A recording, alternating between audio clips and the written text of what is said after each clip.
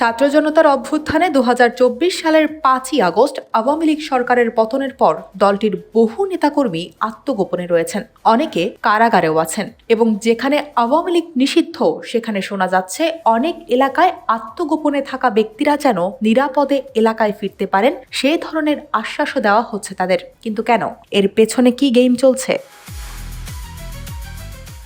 রাজনীতি বরাবরই বাঁকা রাস্তা অবলম্বন করে, তবে এবারের রাজনীতির চাল যেন বাংলাদেশে নতুন ইতিহাস তৈরি করতে যাচ্ছে।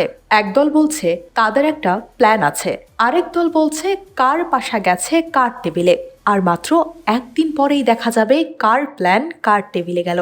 কিছু সময়ের অপেক্ষা। তবে সাধারণ জনগণের একটাই চাওয়া, নির্বাচনটা যেন সুষ্ঠু হয় এবং সঠিক নেতৃত্ব আসুক বাংলাদেশে। এবারের জাতীয় সংসদ নির্বাচনে মূল লড়াই হচ্ছে বিএনপির সঙ্গে জামায়াত ইসলামীর। তবে যেসব আসনে অতীতে প্রতিদ্বন্দ্বিতাপূর্ণ নির্বাচনগুলোয় বেশিরভাগ সময় আওয়ামী লীগের প্রার্থীরা জয়ী হয়েছেন, সেসব আসনে ভোটের সমীকরণ নতুনভাবে গড়ে উঠছে। সারা দেশে এমন ৩০টির মতো আসন রয়েছে। এখন আওয়ামী লীগের কার্যক্রম নিষিদ্ধ, দলটি নির্বাচনে নেই।